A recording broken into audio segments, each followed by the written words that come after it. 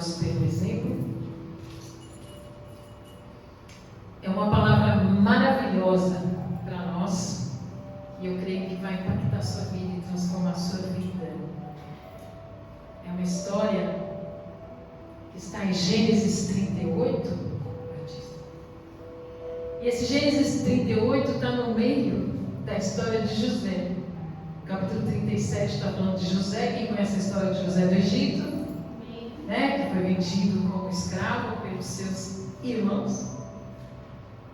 E depois eles são enviados para o Egito. José se torna governador e Deus abençoa o povo de Israel. Mas essa história em Gênesis 38 está no meio dessa história de José, que é a história de Judá e Tamar. E eu quero ler com você, que você preste muita atenção. E a partir do verso 1 diz assim: por essa época, Judá saiu de casa e mudou-se para Adulam, onde foi morar na casa de um homem chamado Ira. Ali Judá viu uma mulher cananita, filha de Suá, e se casou com ela. Teve relações com a mulher, ela engravidou, deu à luz a um filho, que ele chamou de Er. Ela engravidou novamente e deu à luz a outro filho e chamou de Onã. Quando estavam morando em Quezib, ela deu à luz ao terceiro filho e o chamou de Selá. Então tem um intervalo, né, que você vê entre Er e Onã. A Bíblia diz assim: quando eles estavam morando em Quezib, parece que passou um tempo e eles foram morar em outro lugar, e ela deu à luz ao terceiro filho e chamou de Selá. Significa que muitos anos depois veio Selá. No devido tempo, Judá arranjou o casamento de Er, seu filho mais velho, com uma moça chamada Tamar. Mas Er era um homem perverso, diga perverso, aos olhos do Senhor. Por isso, o Senhor lhe tirou a vida. Ok? Então Judá disse a Onã, irmão de Er: casa-se com Tamar, como é exigido para com a viúva do irmão. Você deve gerar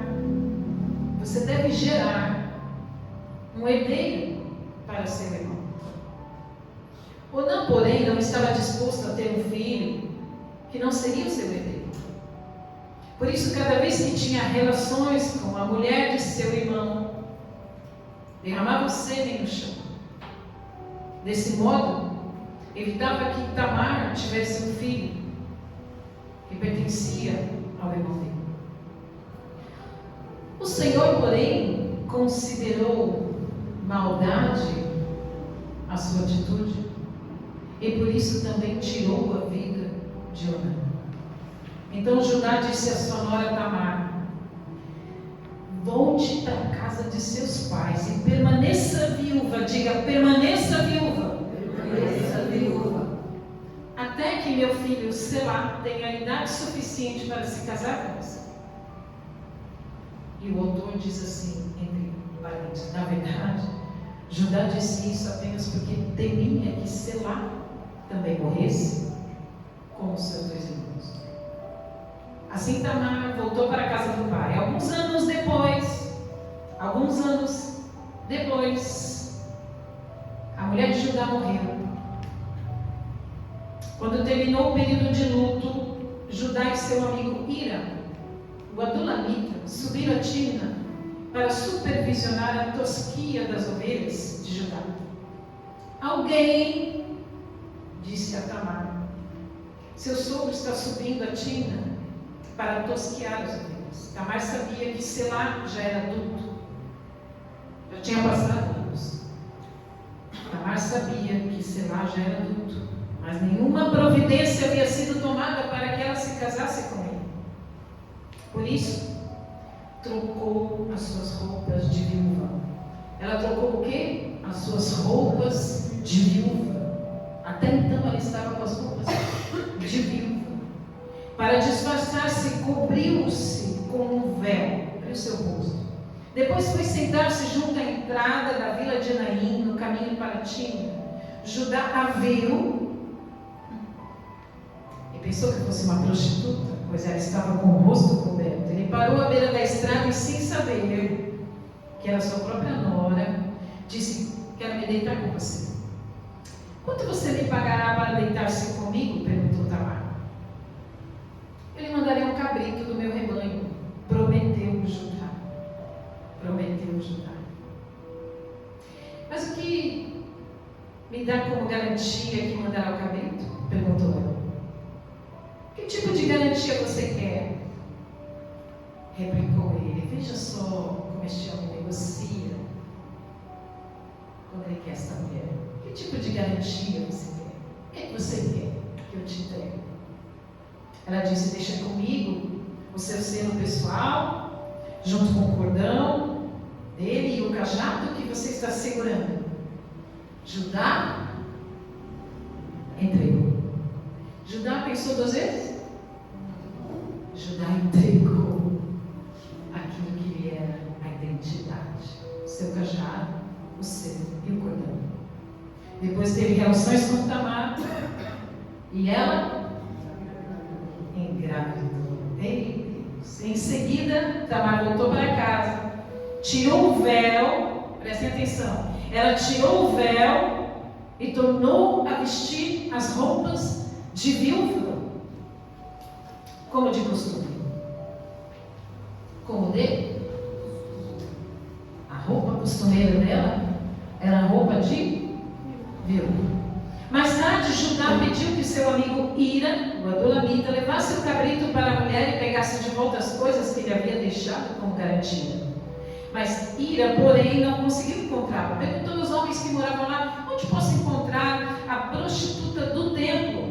Prostituta do templo era uma prostituta cultural. Onde eu posso encontrar a prostituta do templo que estava sentada junto à entrada de Naim? Aqui nunca houve uma prostituta do templo, responderam eles. Então Ira voltou para onde Judá estava e disse: não consegui encontrá-la em nenhum lugar. E os homens da vila disseram que lá nunca houve uma prostituta do templo. Que ela fique com minhas coisas, disse Judá. Mandei o cabrito como tínhamos combinado, mas você não a encontrou. Se voltássemos para procurá-la, o povo da vila zombaria de nós. Uns 3 meses depois, disseram a Judá: sua nora Tamar se comportou como prostituta e por isso está grávida. Judá ordenou: tragam-no para fora e queimem-na. Outras traduções dizem assim: tragam-no para fora e a queimem viva. Quando a estavam tirando da casa para matá-la, ela enviou a seguinte mensagem ao seu sogro: estou grávida do homem que é dono desses objetos. Olhem com atenção. De quem são este selo, este cordão e este cajado? Judá os reconheceu de imediato. Judá reconheceu de imediato que aqueles documentos eram sua identidade. Judá olhou para sua identidade e ele disse: ela é mais justa do que eu, pois não tomei as providências para que ela se casasse com meu filho Selá. E Judá nunca mais teve relações com Tamar. Quando chegou a época de Tamar dar à luz, descobriu que teria gêmeos. Deus de dupla honra para quem teve 2 2 vezes a viuvez, Deus deu 2 filhos a ela, Pérez e Zerá. Até aqui, a história continua, amém?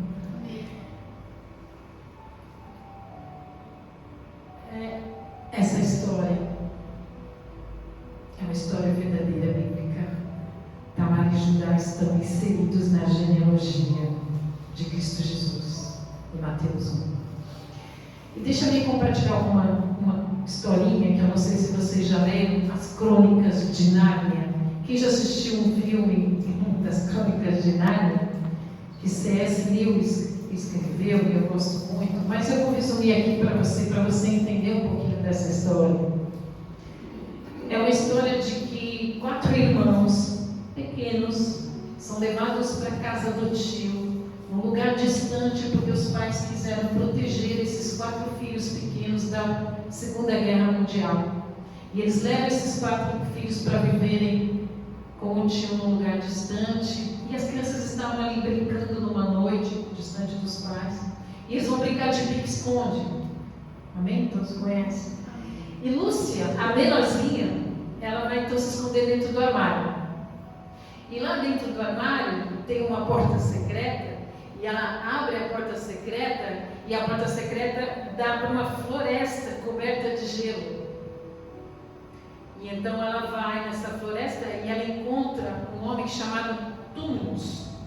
E esse Túmulos então começa a agradá-la, começa a cuidar dela, traz ela para casa e aquece do frio, porque era a floresta do gelo. Então ele começa a contar as histórias para ela, encantá-la, tornar-se amigo, tornar-se gentil, e alimentava e a protegia e cuidava dela. E Lúcia achando que tinha encontrado um grande amigo protetor.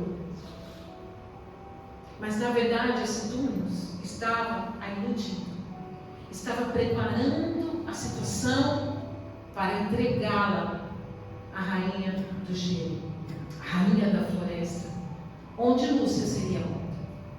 Mas Lúcia percebe, ainda que pequena, percebe toda a traição, todo o engano, toda a mentira e toda a sedução.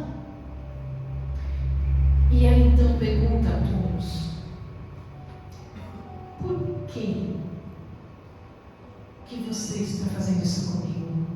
Por que você está violando a confiança que eu coloquei em você? Por que você está violando a minha dignidade de escolha? Por que você deseja o mal para mim?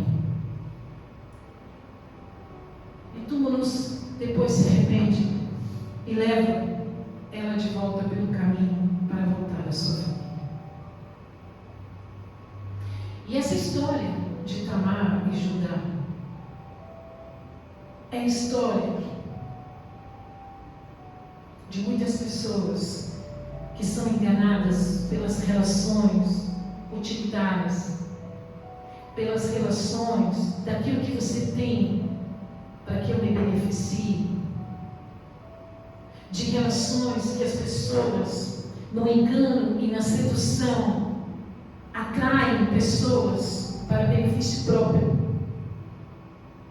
E na verdade, em vez de verdadeiramente cuidar dessas mulheres, proteger essas mulheres, homens, como Judá, em vez de cuidar dela, proteger, trazer provisão, trazer dignidade a esta mulher, na verdade, como Túmulos estava traindo, Judá estava traindo a confiança desta menina.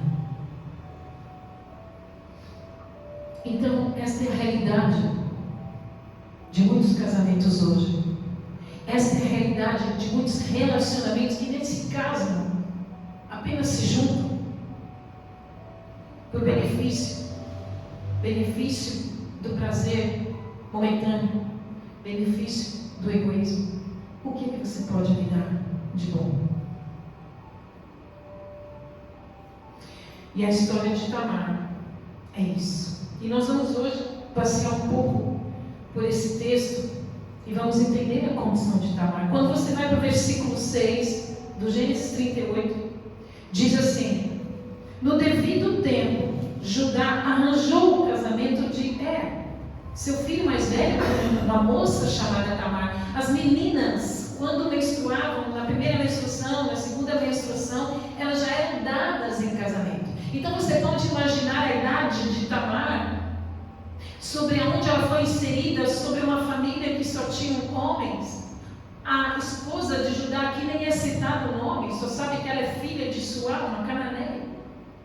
Mas ela não entra na história, ela não entra no contexto apenas como geradora de Onã e Selá. E aqui então nós vemos a vulnerabilidade de uma menina, com talvez 13 anos, com talvez 12 anos, que ela é inserida para casar-se com uma pessoa estranha, entrar numa família estranha, de que ela não entendia, mas ela vai. E então, a Bíblia relata, no verso 7, mas era um homem perverso aos olhos do Senhor. E por isso o Senhor lhe tirou a vida. Uau! A Bíblia não diz qual é a perversidade deste homem. Mas você pode imaginar nos tempos de Noé, você se lembra nos tempos de Noé, que Deus viu que a maldade era tanta, que a maldade era tão terrível que cheirava mal as narinas do Senhor, e que Deus então decidiu, decidiu destruir tudo. Vocês se lembram disso? Então o que acontece? A perversidade deste homem ninguém sabe qual é, mas simplesmente sabe que foi tão mal que Deus tirou a sua vida. Amém? E a Bíblia relata que esta menina foi inserida num casamento com um homem mau. Muito bem. O nome de em hebraico, quando você põe a raiz ao contrário do significa mal. Então, não era apenas mal com a sociedade, ele era mal dentro de casa. Você já viu aquelas pessoas que são muito agradáveis lá fora? Com os amigos, eles são sensacionais, são gentis, senta aqui. Sabe quando chega gente de fora e aí as pessoas falam assim: não, vamos pôr as melhores louças, vamos colocar ali a melhor comida, tira do freezer, manda chamar alguma coisa para comer, e aí as pessoas atendem muito melhor as pessoas de fora do que as de dentro? Só que a Bíblia relata que era tão mal com os de fora quanto com os de dentro. E na verdade nós todos deveríamos ser tão bons com os de fora como com os de dentro. É a família que merece a mesa posta, é a família que merece as melhores louças, é a família que merece as melhores comidas, é a família que merece o nosso cuidado, o nosso amor, compreende?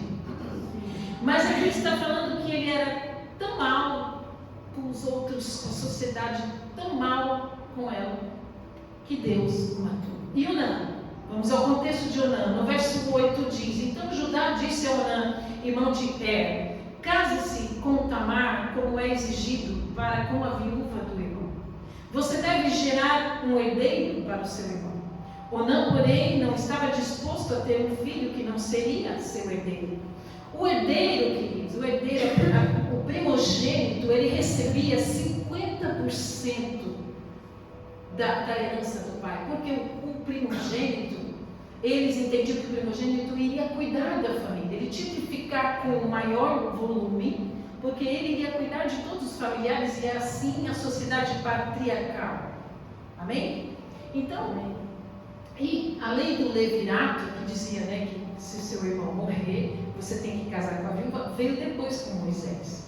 E depois Moisés trouxe a lei, segundo o Senhor disse, a lei do levirato. E aí, então, foi estabelecido isso, mas Onã não queria suscitar herança para seu irmão. Onã não queria que o filho com Tamar recebesse a herança que ele achava que era dele. Vocês já ouviram falar sobre o método anticoncepcional coito interrompido? Na medicina chama-se onanismo, por conta de Onã, por conta dessa história. Então, Onã, que fazia isso, desperdiçava a vida, jogava a vida fora no chão. Deus olhou isso como uma maldade terrível e também matou Onã. Vocês estão entendendo o cuidado de Deus? Amém. Onã se utilizava de Tamar para o seu próprio prazer, mas ele não era fiel como marido. Não a valorizava, não a respeitava e não estava preocupado em cuidar dela. E nem com a sua dignidade, dando filhos e a tornando fértil, porque a mulher, para ter dignidade naquela época, ela precisava de ter filhos. O valor da mulher era filhos. E incrivelmente, Onã estava tirando a oportunidade dela ser respeitada, cuidada como o marido deveria ser. E ele, extremamente egoísta, usava só daquele prazer sobre ele e a dispensava. No verso 11, vamos sobre Selá. No verso 11, Judá disse à sua nora Tamar: volte para a casa de seus pais. Vai para lá. Permaneça viúva, viu, Tamar? Vai para a casa dos seus pais e permaneça viúva. Porque ele deu esta ordem. Porque ele era o patriarca daquela família a qual ela pertencia. Tamar foi fiel àquilo que ela estava obedecendo àquela família. Tamar foi fiel ao Deus de Israel que ela conheceu através de Judá. E ela então foi colocada assim, vai para lá. Tipo, você me trouxe muito problema. O que ele estava fazendo? Ele estava transferindo a culpa para Tamar. Ele estava culpando Tamar pela morte dos filhos. E ele disse, olha, vá para longe de mim que eu não quero mais problema. Vai lá para a casa dos seus pais e fica lá na casa dos seus pais. Entendeu? Então, ou seja, ele dizia assim, estou com medo, porque não, se ela casar com você, ela vai morrer. Onde estava a segurança deste homem de Deus? E aí então vai para a casa dos pais e mantém as vestes de viúva. Vocês podem pensar como que Tamar ficou anos vestindo vestes de viúva, com as pessoas caçoando dela, com as pessoas dizendo assim, você está aí com essas vestes de viúva, esperando Selá? Você está doido? Vai para o mundo. O seu sogro está longe, não está te vendo. A fila andou, a fila anda, entendeu? Vai lá, vai curtir, vai viver sua vida, deixa a família que você foi inserida. Mas ela disse, não, eu vou permanecer obediente a Deus, eu vou permanecer obediente ao patriarca, eu vou permanecer fiel a esta família, eu vou permanecer fiel a esta promessa. E o que ela recebe da palavra de Judá? Ela é mais justa do que eu. Vamos para Judá, vamos para esse homem, vamos para o patriarca, um dos 12 filhos de Jacó. Né? Vamos para esta pessoa que era um homem insensível, quando deveria ser totalmente sensível. E diz assim em Gênesis 37, lá atrás, diz assim, Judá disse a seus irmãos, o que ganharemos se matarmos nosso irmão e encobrirmos o crime? Em vez de matá-lo, vamos vendê-lo aos negociantes ismaelitas, afinal, ele é nosso irmão, sangue do nosso sangue. Seus irmãos concordaram. um homem que estava inserido na família de Deus, estava inserido no povo de Israel, sabia que não era para sair do povo, não era para sair do meio da sua parentela e se casar ainda mais com uma mulher cananita. Veja só, um homem insensível, sem empatia, egocêntrico. Os irmãos se rebelam contra José e falam: vamos matar José. Ele fala: não vamos ter esse sangue sobre nós, vamos apenas vendê-lo como escravo, não vamos importar que ele seja escravizado em outra nação, que ele seja maltratado em outra nação, contanto que ele saia da nossa frente, como ele fez com Tamar, contanto que ele vá para outro lugar, saia da minha frente, tire esse problema da minha frente, porque eu não quero viver este problema. Então manda lá o nosso irmão como escravo para outra nação. E depois que José vai, então o que a Bíblia diz? Que Judá consola o seu pai quando dizem para ele: olha pai, José foi morto por uma besta. Hipocritamente ele ainda consola o pai. Esse é o Judá. Esse é o Judá sem a graça de Deus. Como muitos de nós pensamos egoisticamente só no nosso interesse, e não olhamos para aquele que nós vivemos, e não trazemos dignidade para com quem nós vivemos, não trazemos as nossas responsabilidades para nós, e culpamos muitas vezes um outro, e não trazemos os compromissos que temos diante de Deus, e culpamos o outro, e queremos viver só aquilo que nós desejamos viver, porque são os meus prazeres, são os meus interesses, são aquilo que verdadeiramente eu sinto, não o que eu creio. Porque como Judá, ele estava vivendo aquilo que ele sentia prazer. A Bíblia diz que quando ele olhou para a mulher, a filha de Suá, ele disse: quero me casar com você. Na verdade, ele a tomou e deitou com ela. Ele a tomou para si. Ele a possuiu. Ele não simplesmente se casou, não simplesmente a namorou, não simplesmente a conquistou, não simplesmente a respeitou. Mas ele foi para Canané, para a terra de Canaã, casar-se com uma cananeia, e a tomou para si. Na verdade, os filhos de Judá tiveram como exemplo, foram moldados por qual exemplo?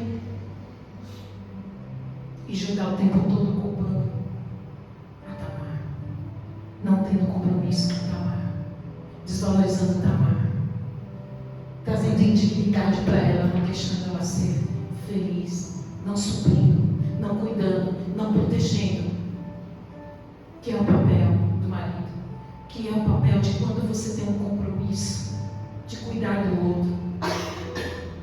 Eu lembro quando meu esposo ficou doente, ficou vegetal, o AVC dele trouxe ele vegetal. Ele não falava, não enxergava, não via nada, mas respirava. Quantas pessoas disseram para mim: ei, Deus, coloca numa clínica, não tem mais jeito, leva longe, tira o problema da sua frente, bicha. E aí, ó, a filha vai andar. Tira o problema da sua frente, bicha. Quantas pessoas disseram isso para mim? Deixa o trato para lá. Mas é naquele momento que ele mais precisou de mim. É naquele momento que ele mais amor precisava de mim. Que ele mais intensidade do compromisso que eu tinha com ele, do meu casamento com ele. Simplesmente por amor, não. Por fidelidade. Por fidelidade a ele, nos votos que eu fiz diante dele e diante de Deus. Porque quando eu fiz os votos diante dele, no meu namoro, contato, vamos nos casar, vamos nos casar. Quando eu fiz esse voto de fidelidade a ele, estavam mais 3 pessoas observando: o Pai, o Filho e o Espírito Santo. Não estava só eu e o Tato. Estávamos mais 3 pessoas, 5, numa mesa. E a minha fidelidade foi a Deus em primeiro lugar e ao Tato, amor da minha vida. Sim. Antes veio a fidelidade, depois o amor ao Pai. Fidelidade a Deus. E esse homem, Judá, tentou, então, aliviar o crime do irmão, né, gente? Voltando ao texto aqui. Entrega para ser escravo. Pelo menos a gente não vai ficar com esse problema, né? E aí ele vai ao pai e diz, olha, ele foi atacado por uma besta-fé, mente para o pai. E depois de tudo isso, há um climão na família, né? José foi morto para o pai, mas os irmãos sabiam que José não tinha sido morto. E aí então ele fala assim, tão climão ruim aqui em casa, tal energia, né, gente? Uma energia ruim, pesada. Eu vou embora. Eu vou para Canaã. Este homem insensível, hipócrita, descompromissado com a família, ajeita de vender o irmão, mente para o pai está precisando de consolo, o que ele faz? Vou embora. Tchau. Irmão pesado lá em casa, gente. Tchau, fui. Ele vai lá, arruma uma mulher para ele, tem meus filhos, sai do povo de Israel, sai do povo da aliança, sai da presença de Deus, vai viver numa cidade com idólatras, vai casar-se com uma mulher idólatra, vai ter filhos idólatras e ainda quer que Tamar fosse feliz nesse meio. E ele, então, engana a todos e a si próprio.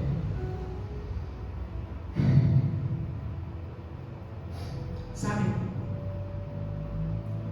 Judá foi um homem que não tinha integridade nenhuma. Mas quando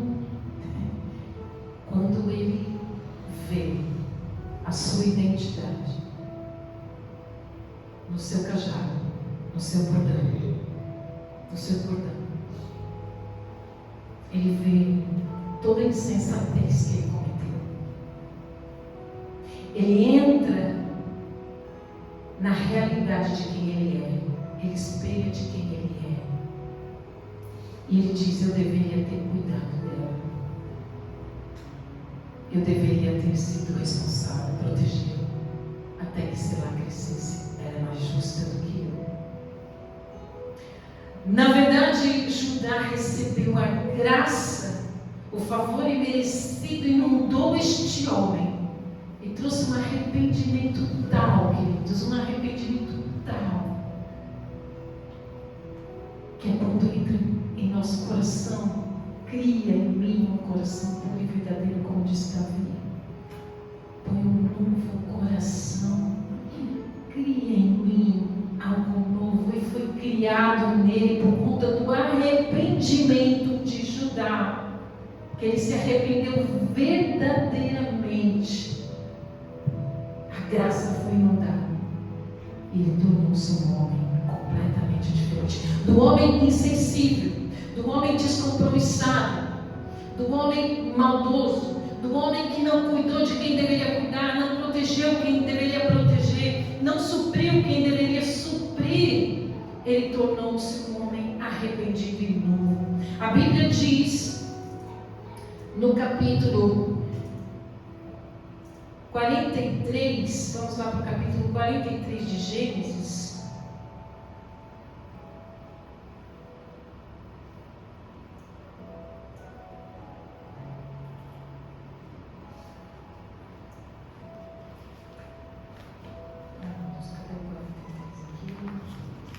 (43:8) diz assim: Judá disse a seu pai: deixe o rapaz ir comigo e partiremos, do contrário todos nós morreremos de fome, e não apenas nós, mas também nossos pequeninos. Garanto pessoalmente a segurança dele. O Senhor pode me responsabilizar se eu não trouxer de volta.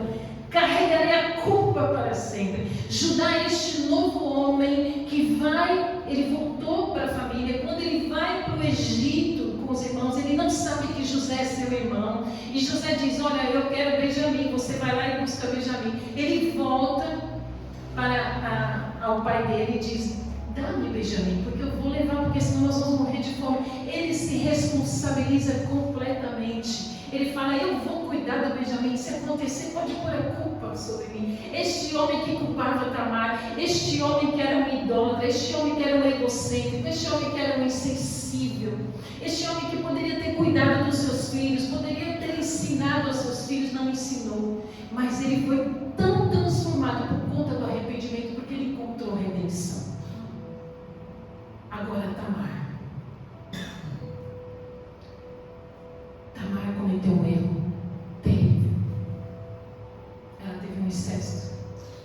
Ela pecou. Ela cometeu algo muito grave. Mas ela encontrou a redenção do Senhor por conta da fidelidade para a família, a promessa, ao Deus de Israel. Ela encontrou fidelidade. O Senhor encontrou fidelidade no coração dela, porque ela foi ao sogro tentar engravidar. Ela não foi buscar outro homem. Ela não foi buscar redenção em outro homem. Ela não foi buscar redenção em outra pessoa, no emprego, no trabalho, no mestrado dela, no doutorado dela, no trabalho dela, na confiança dela, num outro marido. Ela se manteve fiel à família, ao Deus de Israel, manteve-se obediente ao Deus de Israel que ela conheceu, e ela foi ao sogro tentar engravidar, tentar buscar a sua dignidade, e ela conseguiu.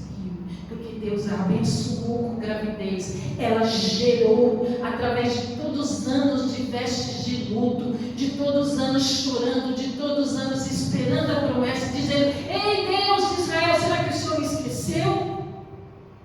Eu estou tanto tempo esperando uma resposta do Senhor e o Senhor não restaura a minha vida, família. Será que o Senhor não pode me levar novamente para a minha família? Será que meu sogro não pode vir me buscar? Será já está grande, tem alguma coisa errada? Ei Deus, o Senhor não está me vendo, não tem resposta, o Senhor não está respondendo. Preciso que o Senhor me responda. Traga aqui um pastor, traga aqui um profeta, e eu preciso dessa resposta, porque acho que o Senhor não está me vendo. Não é assim que a gente faz.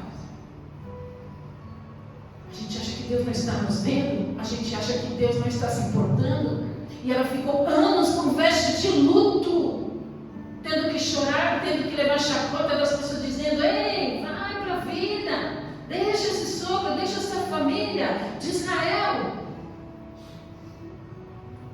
Mas ela se manteve fiel à promessa, fiel à família, fiel ao Deus de Israel que ela conheceu. Não sei de que forma, mas ela conheceu.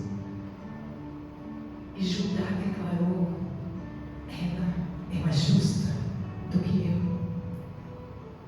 Uma mulher pagã, gentil, estrangeira, foi reconhecida como mais justa do que aquele que deveria ser mais justo que ela, do povo de Deus. Por conta da sua fidelidade, obediência, permanência, ainda que ela tenha muitos dias falado: o Senhor está me vendo. Ela permaneceu, mesmo chorando, mesmo com veste de luto. Ela permaneceu esperando uma oportunidade, até que ela ouviu dizer: ei, ele está viúvo, ele vai tosquear, vamos para Tina. E ela pegou essa oportunidade, ela pegou essa porta, em obediência e fidelidade à família, e foi lá, e ela concebeu. Sabe, diante dos nossos pecados, diante das nossas imperfeições, diante das nossos prazeres, egoísmos, Deus honrou a ela com 2 filhos. Ela errou, mas Deus colocou tanto ela quanto Judá, o primeiro casal pela qual a descendência do Messias viria, Tamar e Judá.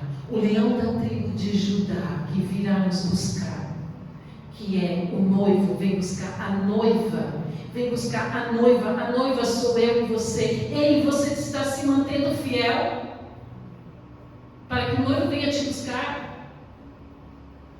Ou você vai querer: escolheu o seu próprio caminho, porque o noivo está demorando, porque o noivo talvez tenha esquecido do compromisso. Talvez ache que o noivo não está me vendo, não tem compromisso comigo, então vai demorar. Então, já que ele vai demorar, eu vou viver a vida, porque eu quero viver a vida bem vivida. Eu tenho só uma vida para viver. Amém? Deus espera compromisso. E essa mulher teve compromisso, apesar de muito choro, apesar de ter sido enganada, de ser traída por Judá. Mas Judá teve um arrependimento tão grande, que quando ele volta com Benjamim, ele diz lá no Egito, antes de José se apresentar, ele diz: o senhor pode me fazer como escravo. Veja só como Deus faz as coisas, gente.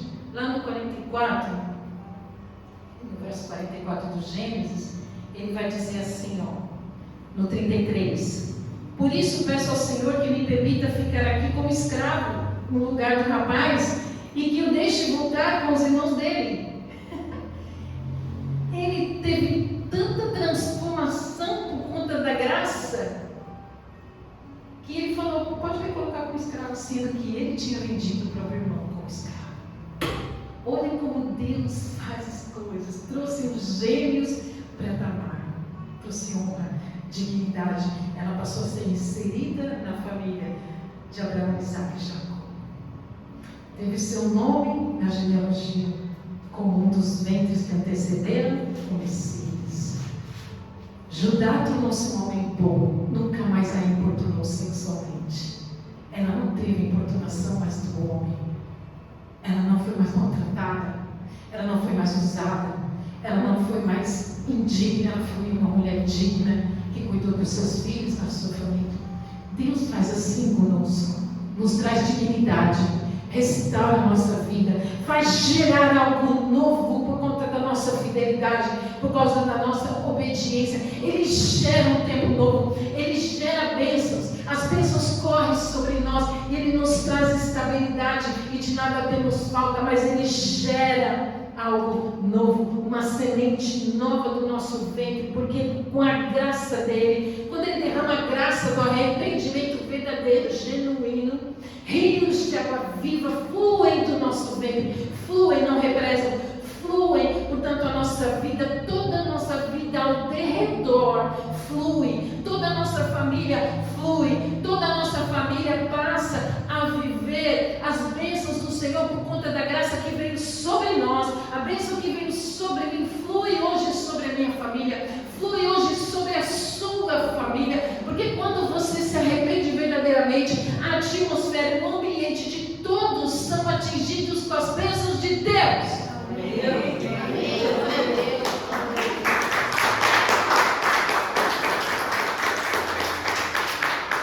Porque Deus é um Deus de gerações.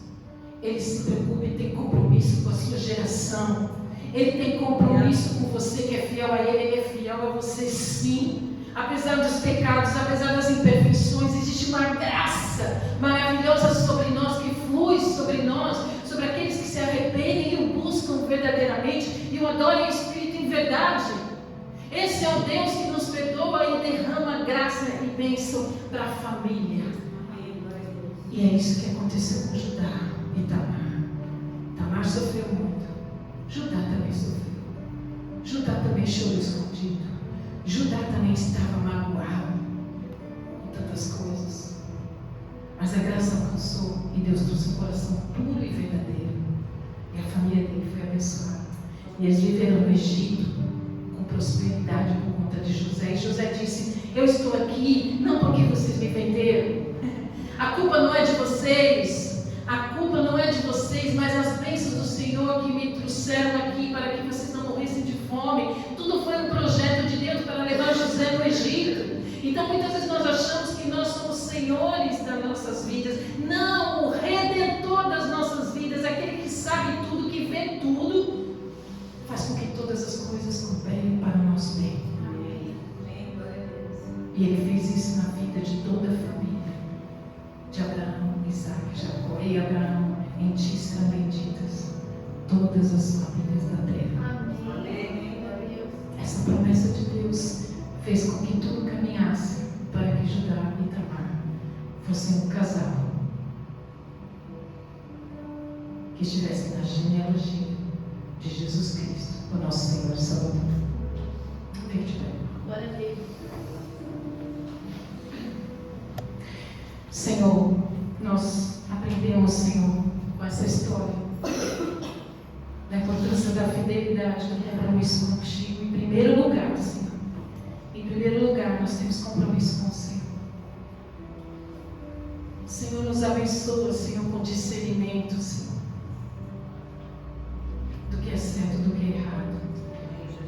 Cria em nós um coração puro e verdadeiro, Senhor, em nome de Jesus. Cria em nós um coração puro e verdadeiro.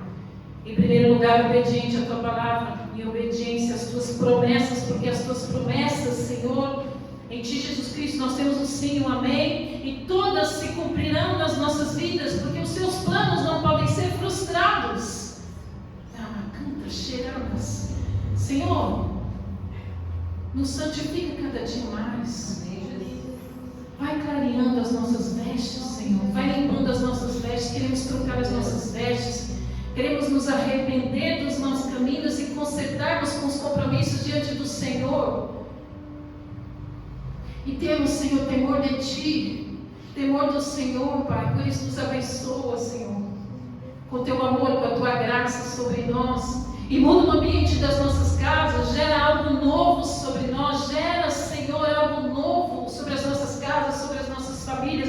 Gera com o Teu poder, com a Tua graça, que traz o perdão, que traz o arrependimento, que traz restauração, que traz reconciliação. Em nome de Jesus, Senhor, restaura todas as ruínas que foram assoladas das nossas vidas. Tudo fica para trás e tudo se faz novo. Cria em nós um coração puro e verdadeiro, um coração arrependido, e derrama a Tua graça sobre nós e a nossa família, em nome de Jesus. No nome de Jesus, nos abençoa, nos leva, Senhor, a patamares mais altos de intimidade contigo. Nos leva a patamares, Senhor, cada dia mais de intimidade. Fala conosco, revela a Tua vontade. Não nos deixe enganados, não nos deixe confundidos. Não nos deixe, Senhor, que nos traiam, Senhor. Não deixe nada oculto que não venha a ser revelado nas nossas vidas, porque os Teus filhos não serão enganados nem confundidos. E as Tuas bênçãos, Senhor, corram sobre nós. E as Tuas bênçãos, a Tua bondade, a Tua misericórdia nos persigam todos os dias das nossas vidas. E o Senhor é o nosso pastor e de nada teremos falta. Em nome de Jesus Cristo, Senhor, nos leva a esse patamar de mais intimidade contigo, em que a nossa fé seja inabalável.